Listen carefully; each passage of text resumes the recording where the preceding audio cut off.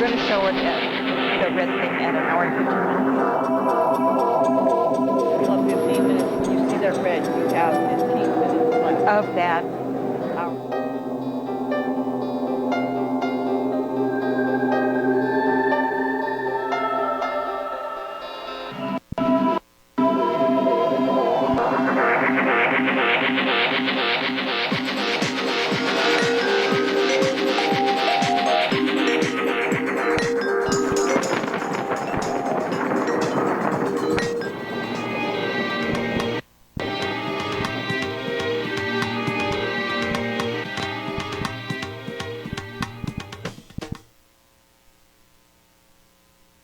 And gentlemen, hey, there we go. Welcome back. All right, here is the book, Rachel's Eyes. Man, guys, this is really an incredibly fascinating account of alien presence. And we have the authors of this book here to relate this story to you firsthand. Helen Luttrell lived this story. Jean Bilodeau investigated it. Together, they wrote the book. And here, together, they present Rachel's Eyes. Welcome now, Helen Luttrell and Jean Bilodeau. Thank you, Bob.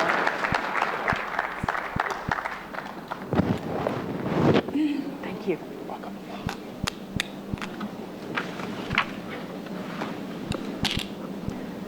First of all, I would like to thank Bob and Terry for inviting us. I would also like to thank the founders and board members of this Congress for providing a place for us to share our insights and experiences with each other. And to you, the audience, for coming to hear a story that perhaps will help you or help someone you know, someone that may have felt alone at some time in their life. I live in a very remote area. It was at one time, and probably still is, considered one of the 7 most remote areas in the United States. To get to the town east of where I live, the next town, you have to travel over 70 miles on a dirt road. Then you have to go another 30 miles on pavement to get to this town. This town has 40 people. To some, it's heaven.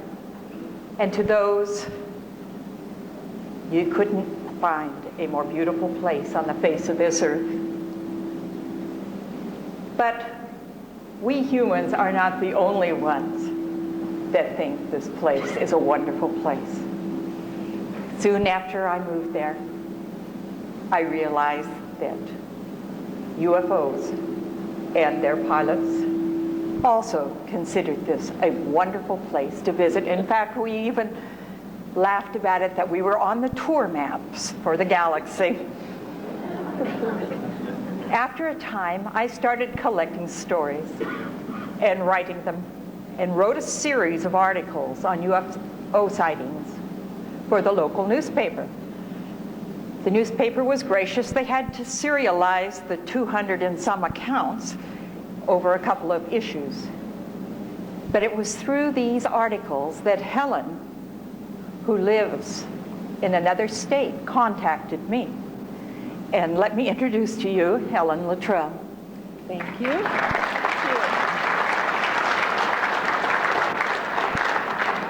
And I'd like to thank Bob and Terry very much for inviting us here. I've never been to this meeting before, to this conference, and it's been a real thrill, and we're having a wonderful time. And I live in a small town in southern Oregon. And yes, I was kind of interested in Jean's articles. It seemed, though, that as I read them, a lot of strange things started happening in my house, and just outside of my house, too. I would hear strange noises in my stove, which was not on at that time of year. I'd hear screeches. It sounded like a bird had fallen down the chimney, but that was not possible because I had a screen over the top of the chimney, and so there wasn't a bird out in the back of the stove. And just strange noises and things moving around in the house unexplainedly. And then there was also the issue of strange-looking birds that didn't look quite real showing up outside of my window. And those things would all happen every time I sat down to read one of Jean's articles, or several of them. And the minute I would put the articles down and do something else, all this activity would stop. The minute I'd sit down and read again, and we had the problem.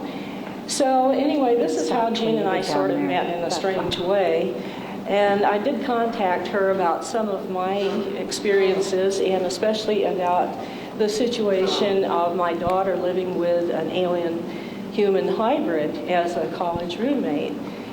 And so that's how we really got started. Okay, thanks, Helen. Now, I don't know what you would do if someone called you on the phone and told you that they had a daughter who had a human-alien hybrid as a roommate. Perhaps my first thought was to hang up, but Helen sounded so sincere. And then I began to think, wow, what if this is true? Maybe we should share this with everyone. Others need to know. The result of that thought is this book, Rachel's Eyes. Helen told me this story, and I'll give you a brief summary of the story for those who have not heard of this. Helen had a daughter named Marissa. She was a joyful, happy, normal child. She had brothers. She wanted a sister. She was somewhat of a peacemaker in the family, but there were plenty of squabbles. At about the age of 8, she developed diabetes, and shortly thereafter, she became blind. But she had a goal. She wanted to help others in their lives, other handicapped adults. She was going to go to college. She was going to get a degree and go on and help people. But she needed help. She had an apartment close to the college that she attended because she had to walk to classes. She needed a roommate to help with expenses. And that is when Rachel started into her life and became her roommate. Rachel's adopted father was a colonel in the Air Force, stationed nearby. At least that's what he said. It wasn't long, excuse me, before certain things began to happen. An accident happened with Helen, and it became apparent that Rachel was not a normal human being. And we'll go into that more lately.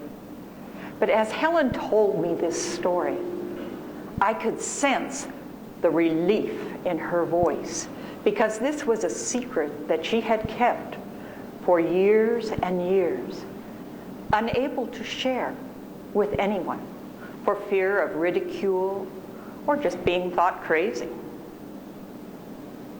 It was a wonderful story, and as a newspaper correspondent, I thought, well, it's a great story, but how do you prove something like this?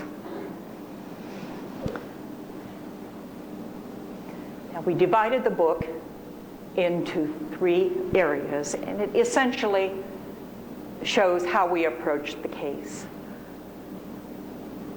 We wrote down Marissa's story as Helen, her mother, remembered it. She remembered a great deal of this story. And then, because I had seen on television that regressions help people remember things that they have forgotten, we decided to do some regressions. That way, I had plenty of names to research, to find these people from 30 years in her past. And I went to work researching the project. Of course, I didn't just walk up to people and say, "Hi, I'm Jean Bilodeau, and I am doing research on a human-alien hybrid. This is what you might call a conversation stopper." So I developed some politically correct techniques and got people to talking.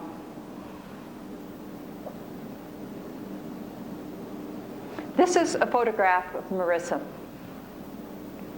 Marissa was quite a gal. And Helen, could you please describe a little bit about her physically, personality, why she just had to go to college, her goals? Well, this picture, first off, is a later picture. This was in later life. In fact, it was the last Christmas that we all had together, my boys and Marissa and her husband and myself. But let me tell you a little bit about her. She was always, as Jean said, the peacemaker. Or, well, she tried to be, but it's a little hard with two brothers because they're always saying, "She touched me, she's going to touch me," and it was, a lot of stuff like that went on in the family. But as the whole three of them got older, it seemed that they got along a lot better. And she was so motivated, even when she had first lost her eyesight. I don't remember, I think she was 15 at the time. And she lost it first in one eye. And she continued then to go to the local high school to finish up her education. But then shortly after that, a few months, maybe 6 or something, she lost the sight in her other eye, and then it was total blackness for her. So she then had to go by bus quite a ways, I think it was 25 or 30 miles almost, to a special school that was equipped with the teaching aids and the teachers too, to teach the handicapped students, handicapped in that respect. And it was really, really difficult for her. But she managed to graduate, and actually I should throw this in too. It was a challenge to read the books on tape because she had to listen to all of her lessons on recorded. And I just didn't have the time to do it, and her brothers didn't, and we finally found out about a project at the Vacaville prison where the prisoners, some of them, were in a project to read students' textbooks on tape, and they would stay up all night long or work 24/7, whatever it took, to get these textbooks on tape for the students. And so she managed to graduate from high school in that manner, and then she entered junior high school, and she was able to continue on with the prison project, reading all of her textbooks for her. And even as hard as it was for her to do her homework that way, no matter how long it took her, she managed to do it. And she had this goal of graduating from college and getting her bachelor's degree, and then she did go on to get her master's. And she wanted to be a counselor in rehabilitation, and that's what she became. She was able to accomplish that, and it was hard work. And I really admire anyone, not just my own daughter for doing that, but anyone who's got that much perseverance and just plain guts to do it. We didn't know we were going to be doing PowerPoint presentations, and so we had to dig out some photographs to make this look a little more presentable. Helen is the one in the middle. But that's Jean's Tiger Mustang Colt that she had. Oh, not a Kiger, a Carter. A Carter, okay. I thought it was a Kiger, but anyway, he's beautiful. He's just such a sweetie and so gentle. He licked my face that day, and I was sold then. Well, after a few weeks, of having Rachel live with Marissa, Marissa became suspicious. She would ask Rachel, "What's your favorite song?" Now in the 70s, Simon and Garfunkel were big, and Marissa's favorite song was "Bridge Over Troubled Waters." Rachel had never heard of "Bridge Over Troubled Waters." She didn't know who Simon and Garfunkel were. And she didn't have a favorite song or a favorite singing group at all. She had no fund of basic social knowledge. She was good academically, but not socially. She had had no boyfriends. Marissa, being a very gracious young woman, thought that perhaps Rachel had been a victim of amnesia. After sometimes, she began to suspect that perhaps Rachel and her adopted father were something very different. She knew that Rachel and her father were hiding from the mafia. They were hiding out because the mafia was looking for them. Marissa was wrong. She was very, very wrong. But she conveyed these feelings to her mother and her friends and her husband-to-be. One day, Helen was visiting her daughter at the apartment, and she met Rachel. And through a very astounding, startling, and somewhat frightening experience, Helen realized that there was something very different about Rachel. Yes, there certainly was, and you'd heard the expression up close and personal. Well, that was exactly how I met Rachel. What had happened was that I had gone to the apartment to spend a few minutes with my daughter, and so we did. We visited and had a pizza that I had brought along, and I was getting ready to leave, and I said, "Gosh, I wish I had a chance to meet Rachel." And my daughter said, "Well, she's just not here. I don't know when she'll be back." So we stood in the doorway saying goodbye, my daughter on one side and me on the other. And just then, my daughter said, "Well, I think I hear her coming up the steps." So she said, "Wait a minute." So I did, and sure enough, it was Rachel. And she hurried through and between us, and she said something about, in her mechanical voice, she said, "I have to get something." This was the way she spoke. She was very mechanical and no emotion in her voice. So anyway, I didn't think much about it at the time, but I stood there and waited for her to come back. And as she returned, I guess she tripped on a wrinkle in the rug or her own feet or something. Anyway, I could see she was going to go right over straight. She didn't bend at the waist or anything. She didn't try to catch herself either. So I was standing close enough to reach out and grab her, and I did. I grabbed her left arm and kind of stood her back up again. And as I did, the sleeve of her jumpsuit slid up. And by the way, she always wore a long-sleeve jumpsuit, plus a bandana tied around her head. And in those days, they tied it under the chin. They didn't tie it back in the back like they do now, but she had it tied under her chin, and she had huge wraparound sunglasses on. And she wore this whole outfit indoors and out all the time.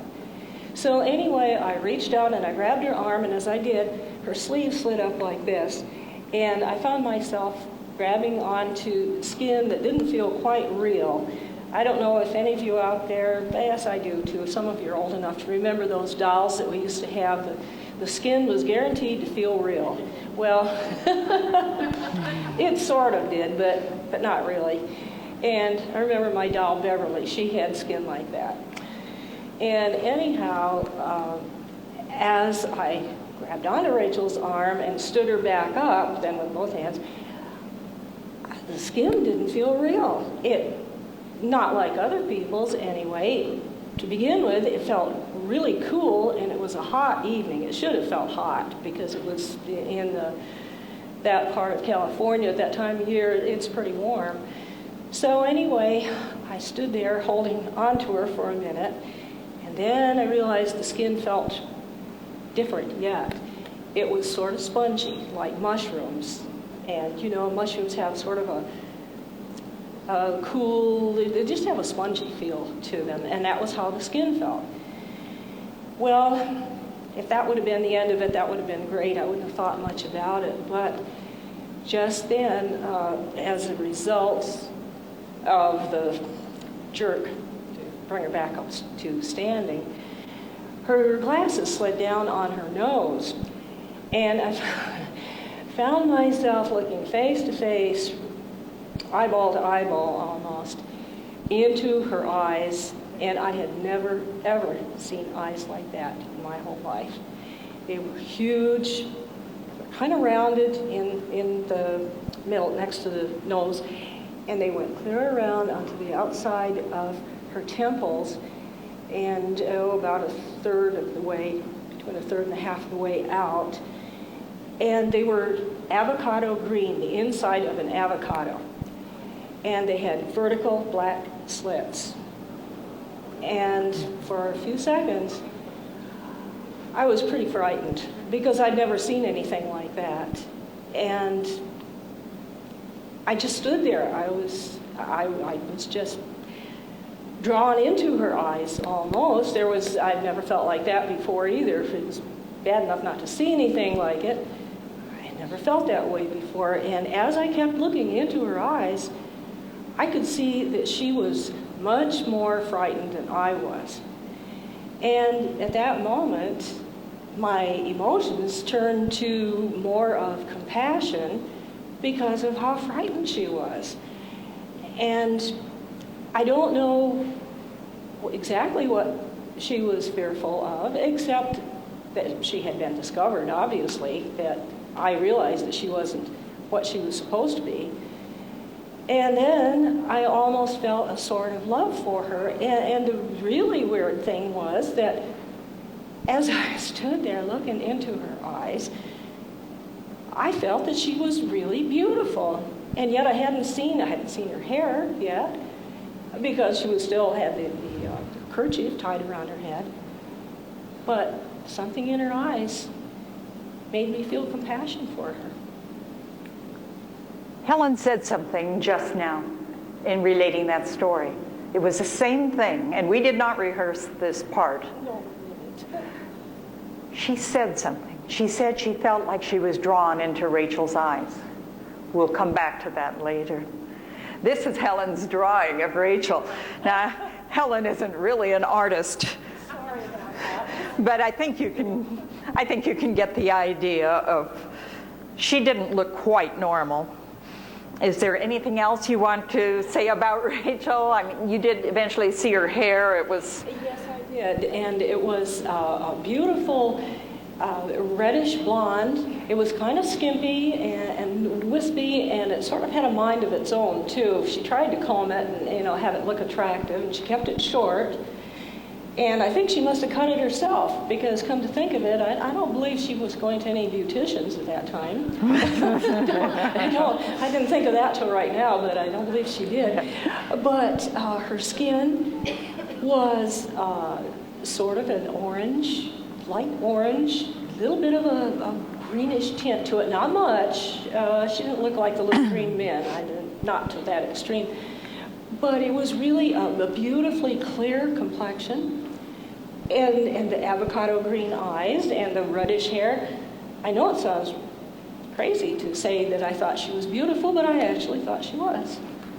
Well, college individuality aside, anyone that looks like that has got to have an interesting story behind her.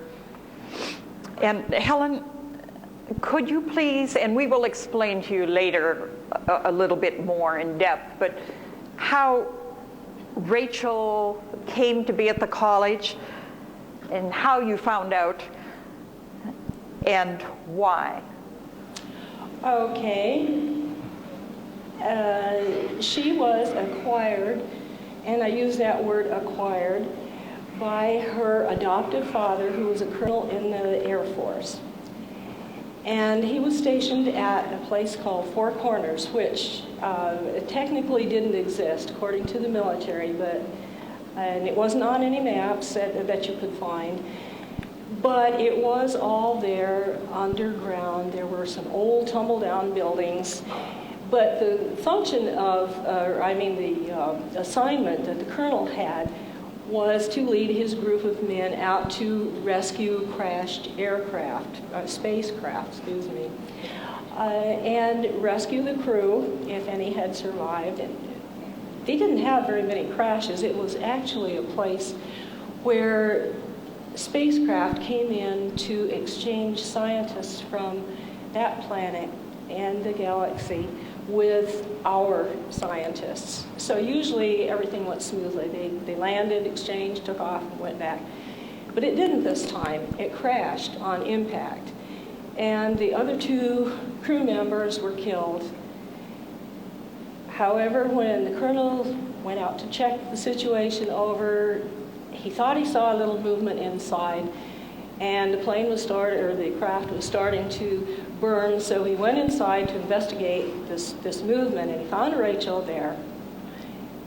Pulled her out, took her back to the base, to the little dispensary they had, and he felt an instant bonding with her that he never could explain. And so he had to report to headquarters what had transpired, that he found a small, what he took to be a female. And so he wanted to keep her. The nurses there wanted to keep her. They said they would help take care of her.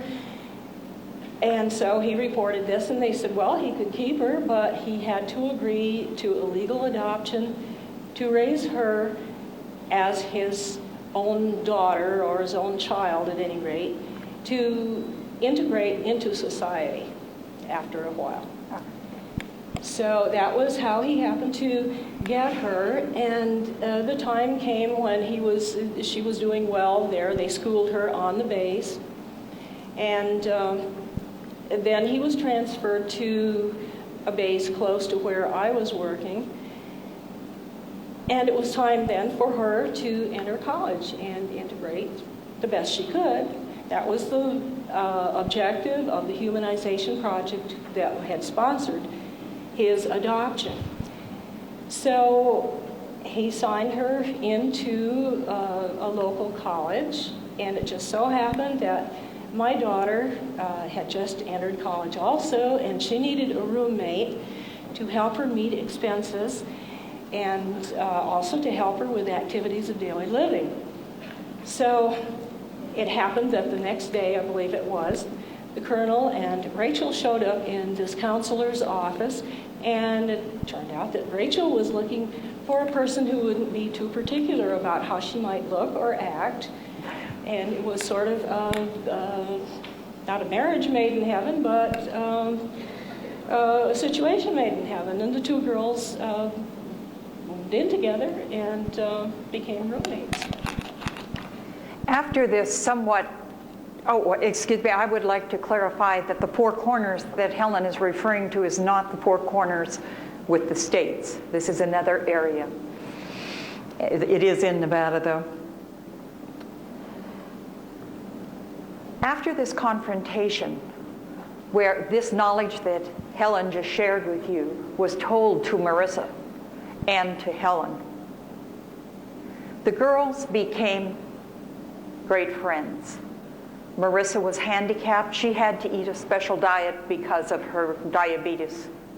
Marissa had to eat a special diet also that was brought to their apartment. Rachel had to eat special foods. They had great fun. They accepted each other as they were. They went for walks together. They double dated.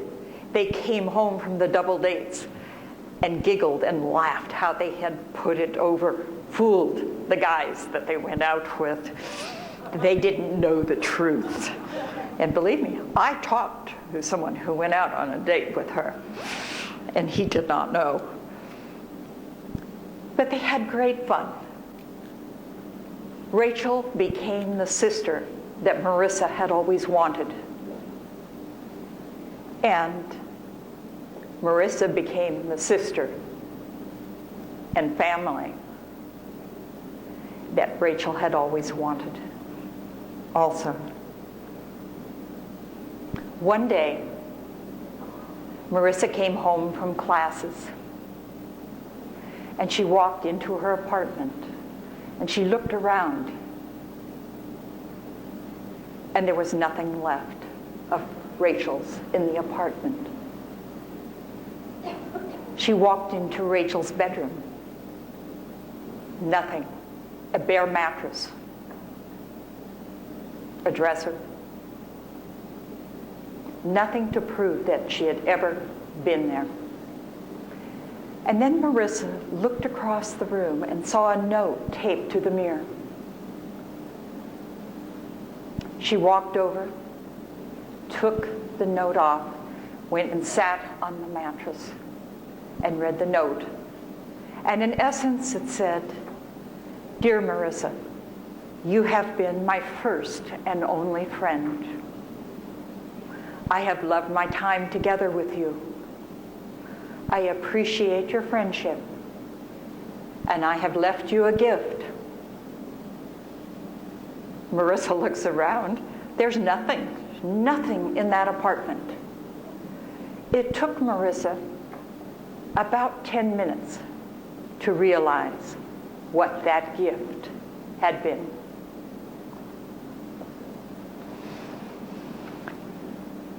Now that is the end of the first part of the book. That was the easy part. Then we had to go on and do more research. How do you go about proving something that happened 30 or 35 years ago? I didn't know that Helen even had a daughter, let alone that she was blind, that she went to college, that she had a strange roommate. Helen didn't remember all the names of the people she had come in contact that long ago. But on the TV shows, regressions help, as I said, so we decided to try regressive hypnosis. And Helen agreed. She was a little dubious about it, but she was a good sport. And through the help of some San Francisco MUFON members, I was put in contact with Dr. June Steiner. And she agreed to come up to my area and do the sessions. Now, Dr. Steiner is extremely well qualified. She's a graduate of the Institute of Transpersonal Psychology and the American Institute of Hypnosis. She is the president of OPUS, the highly respected organization for paranormal understanding and support. And she was a peer of the late John Mack. I didn't know all this stuff at first, but I found out. Part 3 was the research, and I did most of that. My first instinct was just go to the college, ask for Rachel's transcripts, find out where she was living today, talk to her, write it up. Oh yeah, right.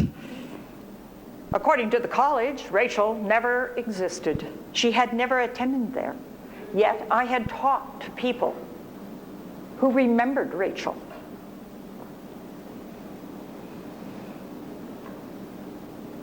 But at least I had names, places, people, state archives, college military bases, utility records, residences, and a zillion other things to research. I had plenty to do. We started with Dr. Steiner and Helen, and this is a photograph at the beginning of one of the sessions.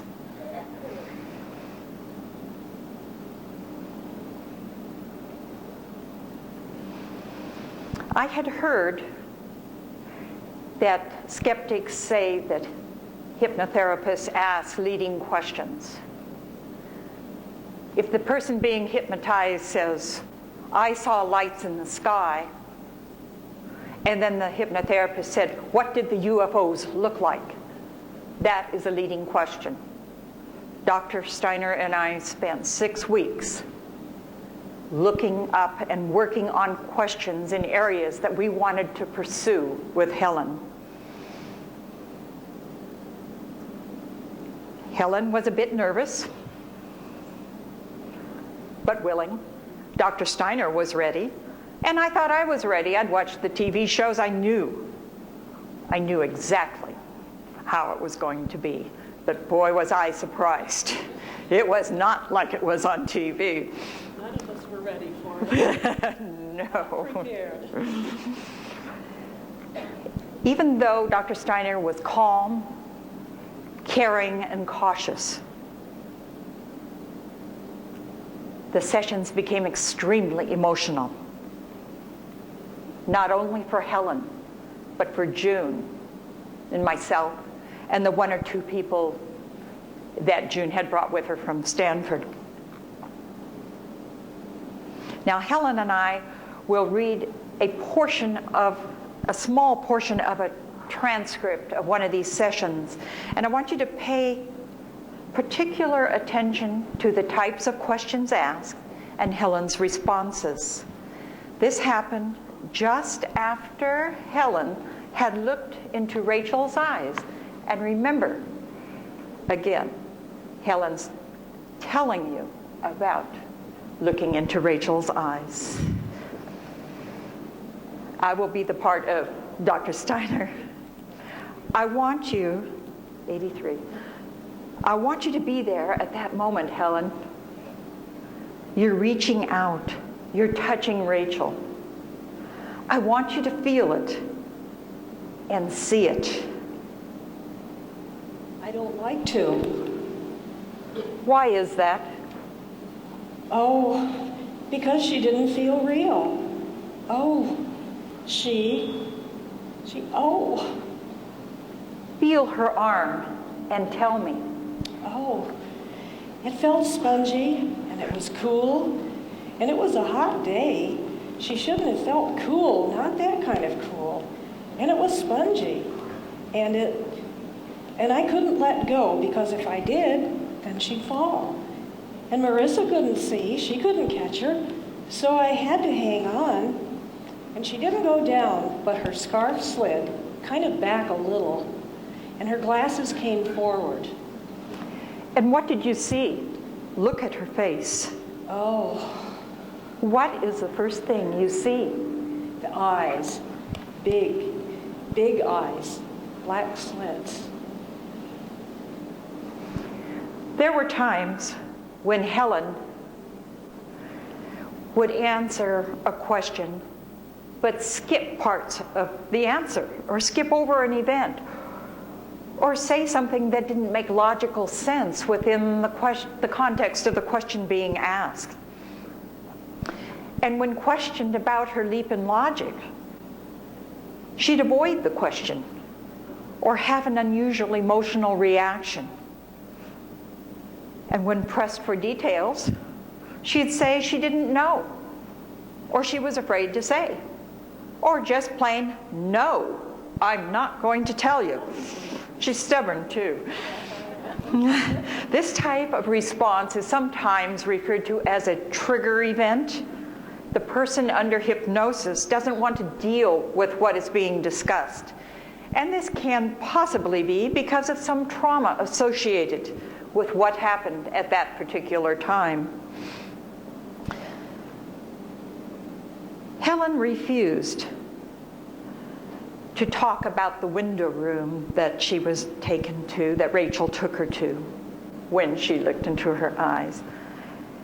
And after several attempts, she did describe what was happening and volunteered that she had leaned over on a counter. And Dr. Steiner asked her, what happened? Well, I felt like I was a part of it, but I was separate. I raised my arm and it came off the counter. And then I kept my arms down at my side and I didn't touch anything. Now, Helen was very emotional about this. We don't think of anything. We put our hands on the table and counters, but something. She was very worried about the counter and touching this. That was probably a trigger event. And Dr. Steiner reviewed this until Helen was able to tell about her experience.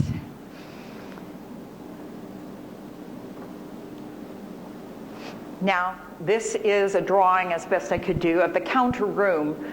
I got very tired of, I couldn't do the little squares that are at the top of the oval. So you have to imagine that there are completely around every ring in that drawing. And could you tell us how you got to the counter room and what happened while you were first in the counter room? Well, I found myself outside of this room of windows. It started, let me go back to how it started in the kitchen of the apartment. I had, again, stopped to see my daughter, and she wasn't there, but Rachel was. And I remember I leaned back, and I had one hand on the top of an old kitchen table. I don't know if you remember it, but they used to be kind of oblong kitchen tables, and they were an enamel top. It would be white. It was always cool, and I remember I stood there like this, and I had my hand on the top of the table, and Rachel and I had a short dialogue. She wanted to take me to see where she came from. And I didn't really want to do that, but it seemed that I didn't have a whole lot of choice. And I suddenly found myself outside of this room with all of the windows that Jean's talking about. And I'm on the outside, and I'm looking through, and here's Rachel on the inside, and she said, "Come on through." And I said, "Well, I can't. I don't see a door." And she said, "You don't need a door." She said, "I'll put my hand up on the inside, like that. I'll put my finger on the inside of the window, and you put yours on the outside, and you can come through." And this didn't make any sense to me, but I did it anyway, and I found myself going through the window and getting really long and wavy, like some of you might remember the feeling you got in what they used to call a fun house. You'd have all these funny mirrors, and some would make you look real wide and funny, and some would make you look real tall and wavy. Well, I was the tall and wavy going through the window, but then I was the ordinary size when I got on the other side. So that was when I went in that room and had the situation with my hand on the counter, and I felt as if the counter wanted to keep my hand, and I could get one finger loose. I had my hand on it, and I could get one finger loose, but then the rest of them stuck tighter, and I was getting in a panic about it. And as anyone would, if you're stuck to something and you can't get loose. And that was pretty much the way it was at this stage in this room. All right. Clues sometimes come in very strange places. As I had told you, that Marissa had to have a special diet. Rachel also ate and drank specially prepared substances. While they're doing this, I'll tell a little bit about it. The food containers that were mysteriously delivered to the outside of the apartment door whenever they were needed were plain, white boxes, white drinking containers. But they all had this triangular symbol printed on them somewhere. Later on, you also found these. Tell them a little bit about the food that Rachel ate. Yes, it was kind of unusual, and that was one of the first things that my daughter had noticed or discovered. She really couldn't see all that well, but as some of you may know, if you're diabetic or have one in the family, the eyesight fluctuates. Even though they may be legally blind, some days they can't see a thing, and then other days they see some stuff. And at any rate, the food that Rachel ate, she had told my daughter, don't ever touch it, because my daughter wanted to taste of it and see what it was like. And one of her good days, when she could get a glimpse of it, she noticed that it was kind of a mushy green substance, similar to warmed over spinach, warmed over 3 or 4 times. It's not very appetizing. And at any rate, Rachel told her, don't ever eat that. That's not, you can't have that. And there was also the drinking liquid, too, which showed up outside the door in big jugs, similar to the bottled water that we get nowadays, the size of the jugs at least. And Rachel also told her, don't ever drink that. You can't have that. And on the other hand, Rachel could not eat any of the food that my daughter had, or fast food. God forbid she should ever touch that. And in those days, kids, as they do now, they love fast food. But of course, my daughter couldn't have much of it. But Rachel was on a really, really restricted diet. All right. Even an amateur sleuth can figure out this symbol means something, and something that we could follow up on. And I looked everywhere I could think of to find this symbol, this logo. Obviously, it was a logo of some kind of company, an organization. I checked the libraries, the internet, symbol and logo registries, dictionaries, hieroglyphs, astrology, mythology, and Chinese symbolism.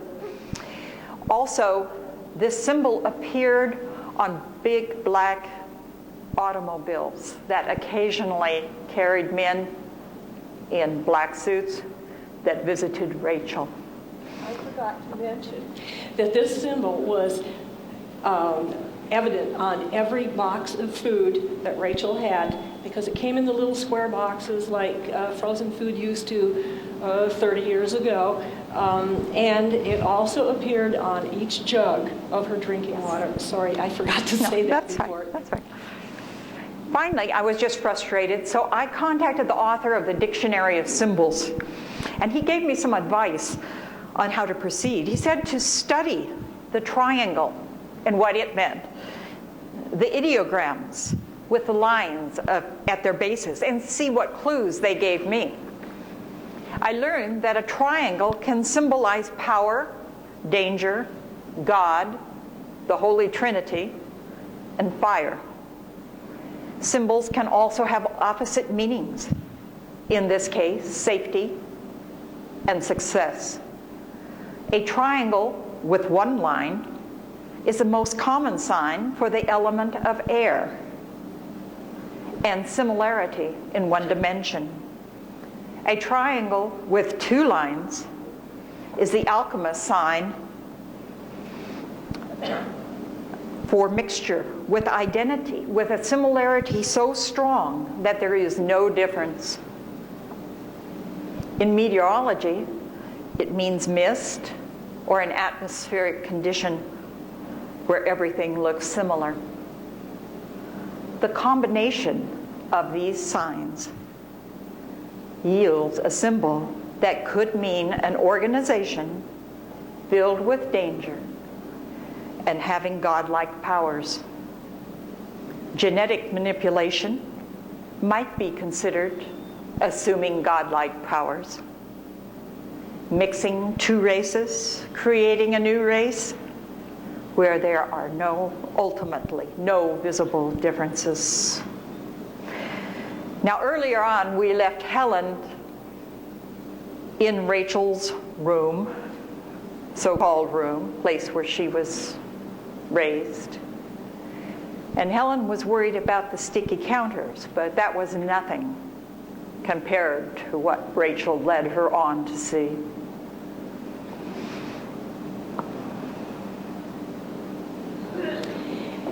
I found myself inside, sort of in the center. Actually, it was in the center of these concentric rows of windows, and all around me, as I stood there in the middle, were these stacks or rows, one on top of another, of what looked like aquariums. this kind of a brackish, greenish looking water inside, or liquid inside. I don't know what it was actually. But that wasn't so bad as what was floating inside the aquariums and suspended in this liquid. It was, in each one, was a fetus, which looked like possibly in a different stage of development. They were not all the same size, and some were further along in development than others. And I felt really nauseated as I looked at them, because I'd never seen anything like this before either. And as Jean said, it was the hand on the counter thing was really nothing compared to this. And Rachel was inside this surrounding group of tanks. And she indicated to me that I was supposed to stay there and help take care of these things. And I called them things, and she was very irate, very, very upset. I was not to call them things, but that's what they were to me. And I told her that I was not going to stay there and take care of them. And then, as usual, I had to be a little flip about it. And I said, I already have a job. And she said she didn't care that they needed me to do that. And she said, well, if you don't want to do that, we could find something else for you to do. And I thought, I didn't come here looking for a job. I've got one, I have a family, I need to be going back home. But she still wasn't quite done with me. She said, well, you could be an educator. And I took that to mean teacher. And I said, I knew I had an out now, so I said, well, I have no credentials. I have nothing past high school education. She said, I think she was getting upset with me. And she said, you won't be, or you will not be a teacher. You will educate in another way. And we concluded our discussion by my agreeing to, yes, I would educate in a different way by this story of where she originated. And as we agreed on that, then she agreed to take me back home, or where we had started out from, in the girls' apartment. And I don't remember going back through the row of windows, getting long and wavy and reassembling on the other side or anything, but I do remember distinctly back in the kitchen with my hand still back in that same position on that porcelain topped or enamel topped table, still feeling the coolness of it, and still looking into her eyes as she stood across the room from me. Great. Thank you, Helen, for sharing that somewhat emotional experience.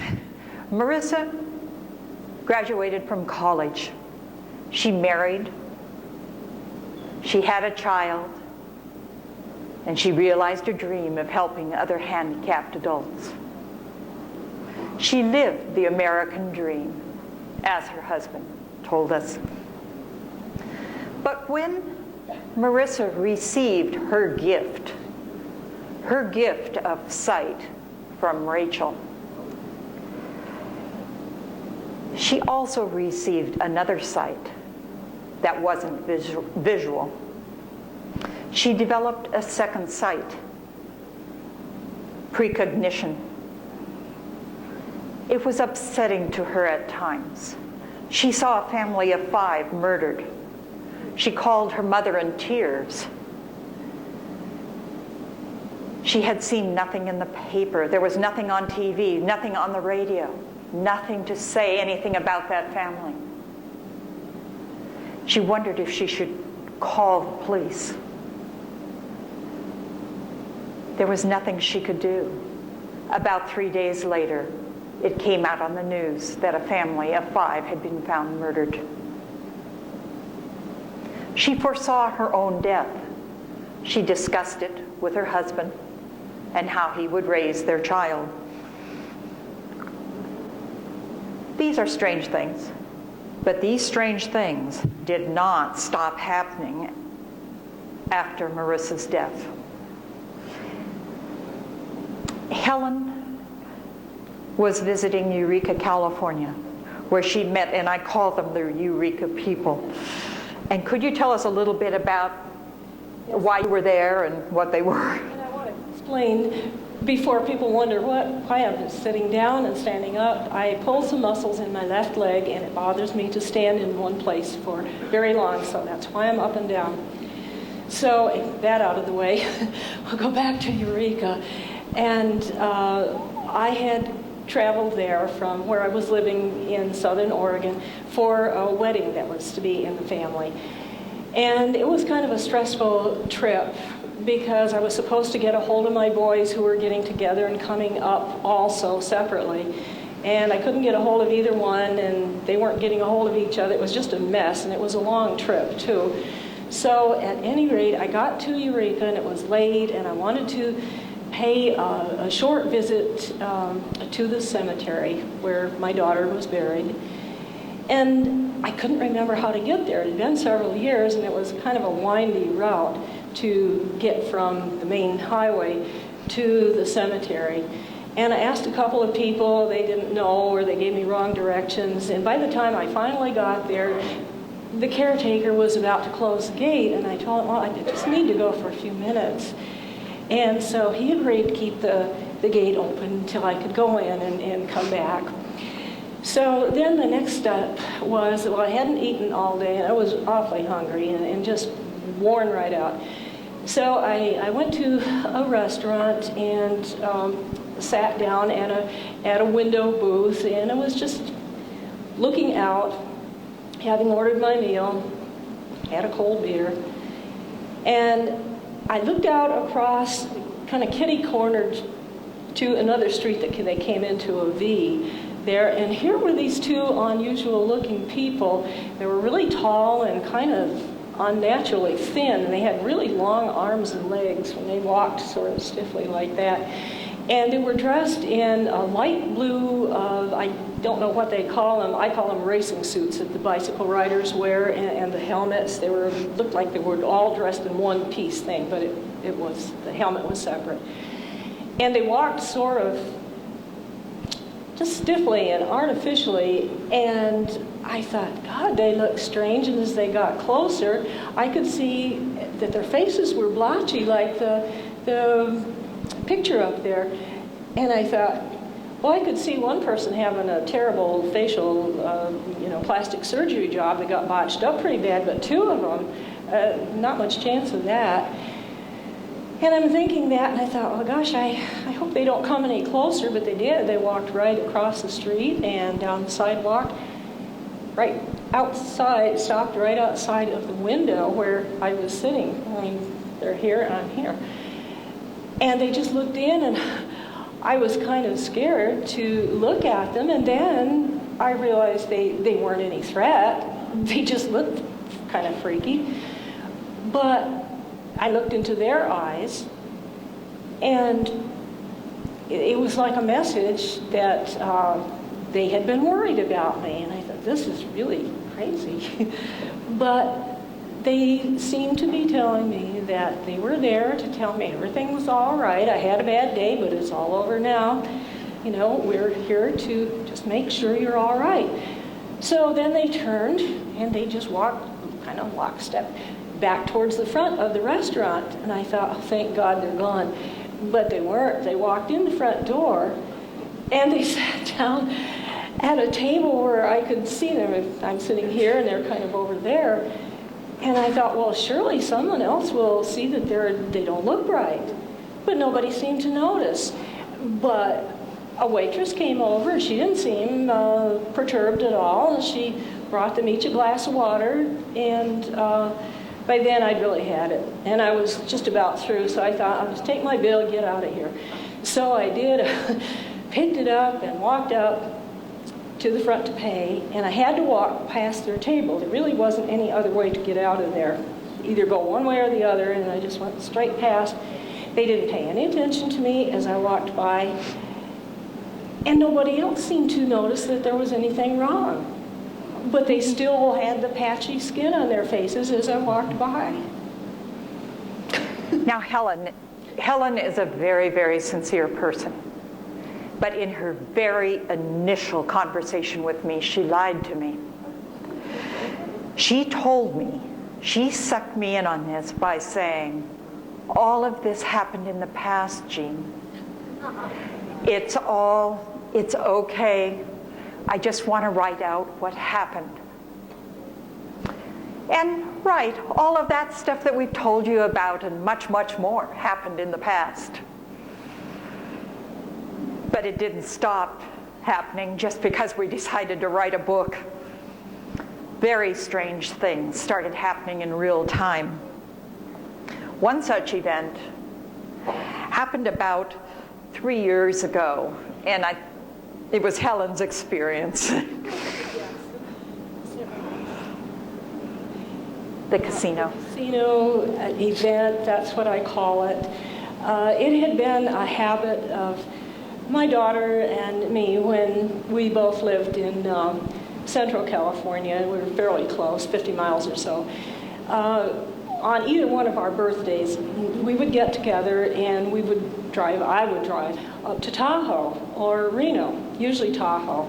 And we would stop on the way up and have breakfast. And we would gamble for a while, and our $20 or whatever it was that we took, for better or worse.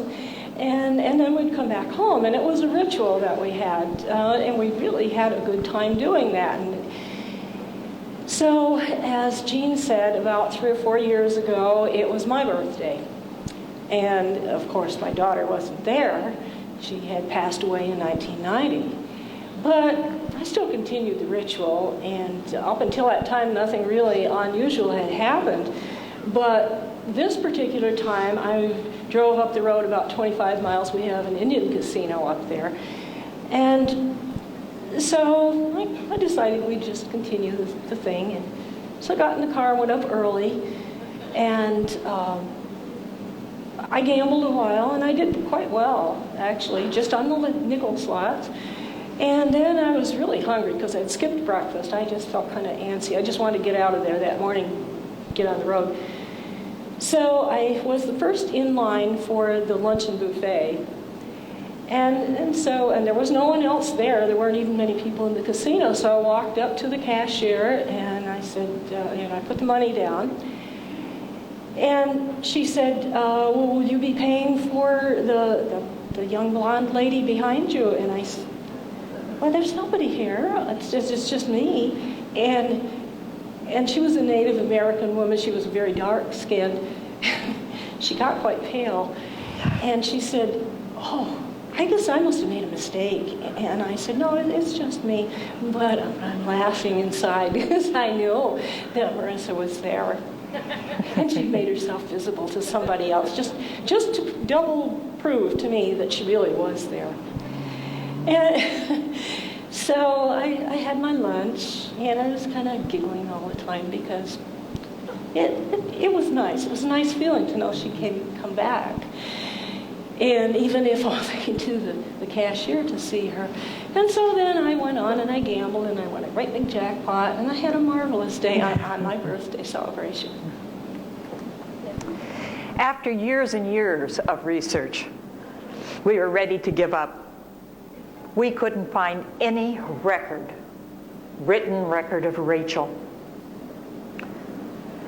We could get verbal confirmation of her from various people, but nothing written. We saw this company advertised on the internet that offered a no find, no fee guarantee. So we called them up and gave them Rachel's name. After 3 days, we got a very nasty phone call. It said, we can't find this woman. And we said, well, we've been looking for her for 5 years. We couldn't find her either. And that insulted the man even more. He said, we have databases and sources that you as the public could never find and never have. You misspelled her name or gave us a false name, and hung up. Of course, we didn't have to pay the fee either. But we decided that we had enough evidence. We had built a very compelling case to prove Rachel's existence and what had happened. We decided to write the book. A few days later, this letter that is on the screen showed up in the mail on embossed stationery, stating that this is official verification that Rachel did enroll with River College in spring of 1972. She was granted a leave of absence at that time. I hope this information is sufficient for your needs. We had not told them the time frame, so this verified that this is the same Rachel. Of course, it wasn't sufficient for our needs. If we could find out anything more, we wanted to. And Helen called the college a few days later. The woman that had signed this note did not work in that department anymore. They could not contact her, and we could not contact her. But we had our official proof, written proof, finally, that she had attended college. Now, the story of Rachel's eyes is much, much more complicated than the very brief outline that we have given you today. 35 years ago, in vitro fertilization, cloning, gene splicing, and DNA manipulation were practically unheard of. In fact, all of these things were practically unheard of when Helen first told me her story. But today, they're household words. Secret underground military installations were products of overactive imaginations. But today, you can buy copies and photographs of Area 51 on the internet. When man first stepped on the moon, his ties with earthbound thinking were loosened. Gazing upward, heavenward, the astronaut saw the Earth as she assumed her place in the cosmic family. Humankind's macrocosm suddenly became the universe's microcosm. Helen's story may be the answer to why we don't see a spaceship landing on some world leader's lawn. We have already assumed our place in the cosmos and are standing side by side, looking heavenward together. Rachel was not only Marissa's sister, but she is our sister too. We are them, and they are us. Now, we have allowed some time because we're not too sure what questions you might have, but we would be willing to try to answer anything you have, any question you would like. But if you would please come up to the microphone.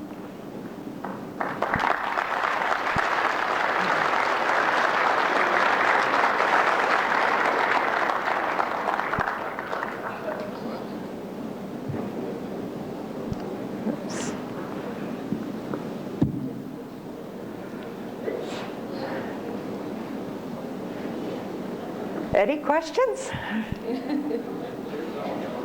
Okay.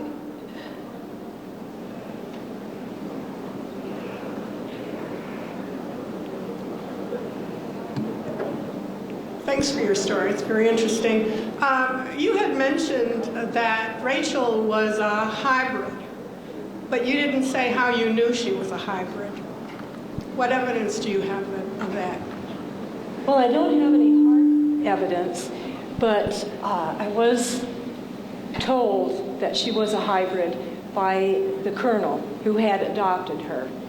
And he had gotten his information from a scientist from her home planet who was there working at the time Rachel arrived. And that person had figured out the approximate percentage of alien and human. And it was assumed to be between 1/2 and 2/3 alien. But I don't have any hard evidence. Other than that, Did he mention how the human genotype was taken from the humans? Is it by normal abductions that we know about? Are there voluntary humans that are a part of this project? We believed that Helen was a part of this. When I said Rachel was Marissa's sister, I wasn't just speaking theoretically or metaphorically. Helen had a series of miscarriages. We go into this in the book, the experiences she had during this time. and again, it's not concrete evidence, but it's pretty close. Also, did you have any kind of photographs of her? Do you have any evidence that she existed, physical? Other than the letter from the college, No photographs. we had no photographs. I looked in the college yearbooks for those years. There was nothing. But we did have the recollections of people that Jean and myself had interviewed, people that I knew at that same time, who were very credible then, and they're extremely credible now, that had known Rachel. So we know that, you know, that's all we do have to go on. Thank you. Thank you.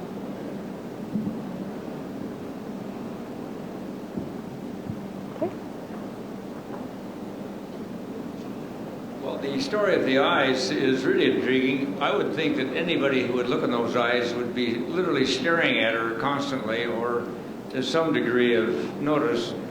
Wouldn't that have been a startling, constant problem? Anybody with eyes like that we've never seen before. Well, she always wore the large wraparound sunglasses so that people couldn't get a look at her eyes. Every time Helen looked into Rachel's eyes, something startling did happen, and that is documented in the book also, the different things that happened.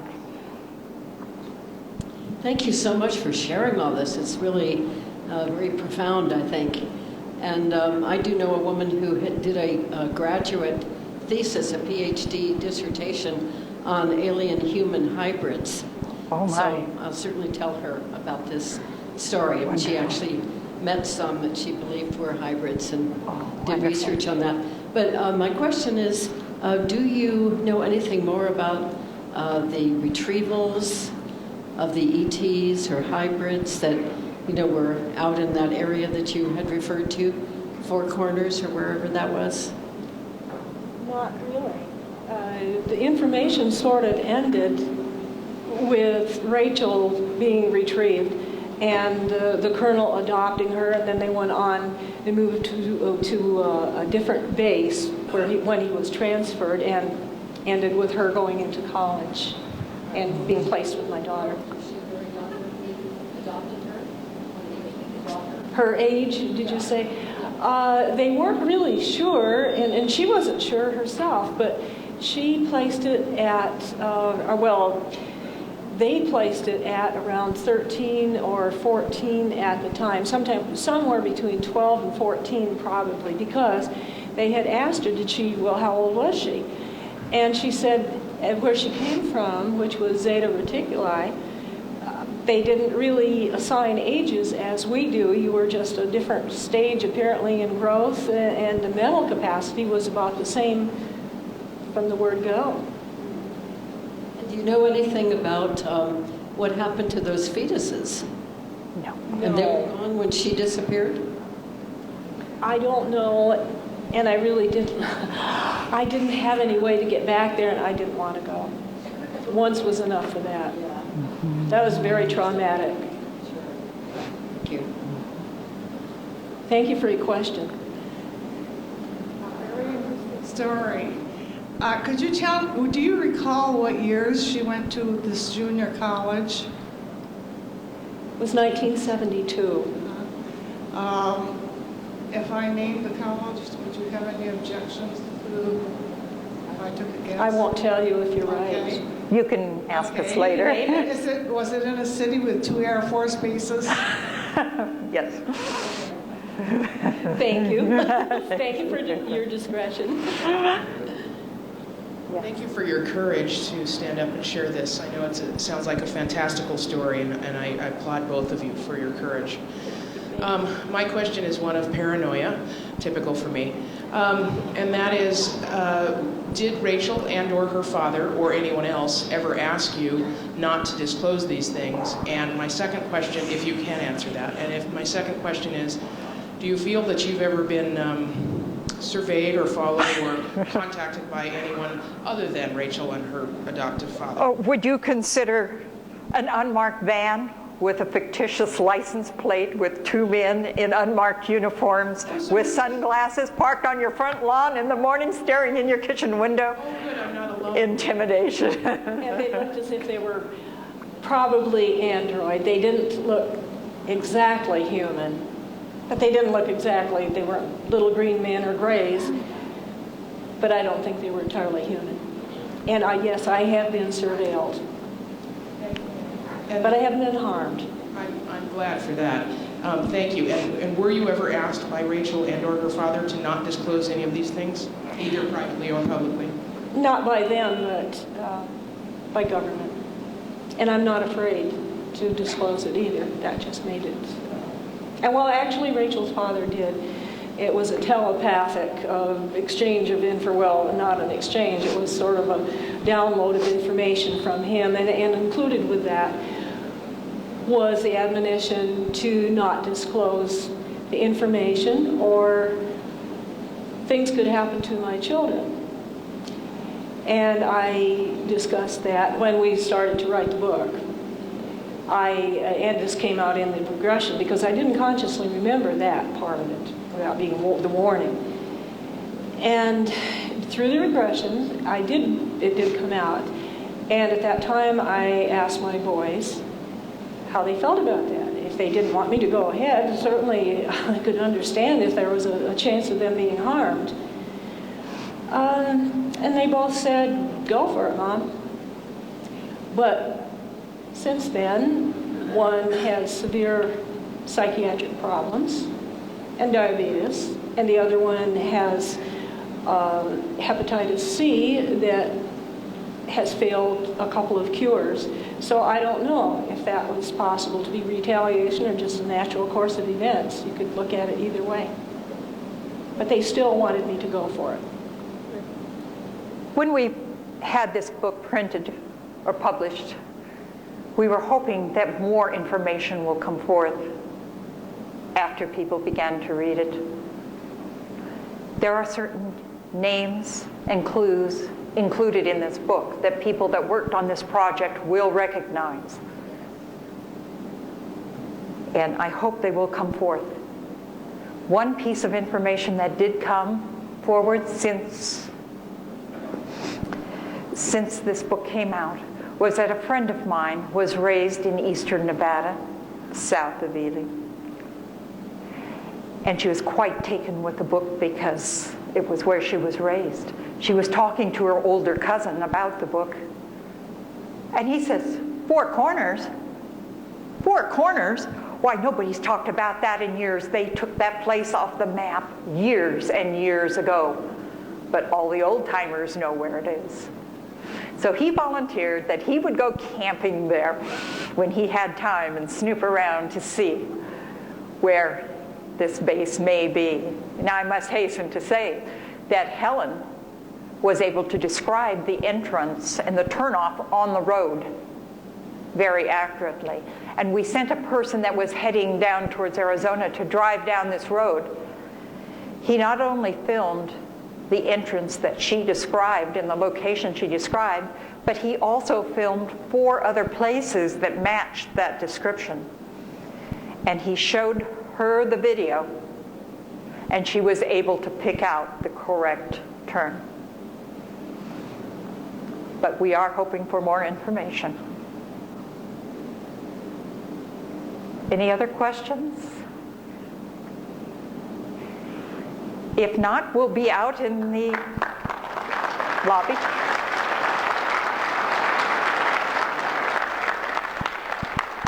Thank you. Okay, thank you very, very much. You can meet with them out in the main lobby authors table. Ladies and gentlemen, because of the stuff we did during the lunch break, we're running a few minutes behind now. So we're going to keep this break, if we can, to 20 minutes. Okay, this will be a 20-minute break.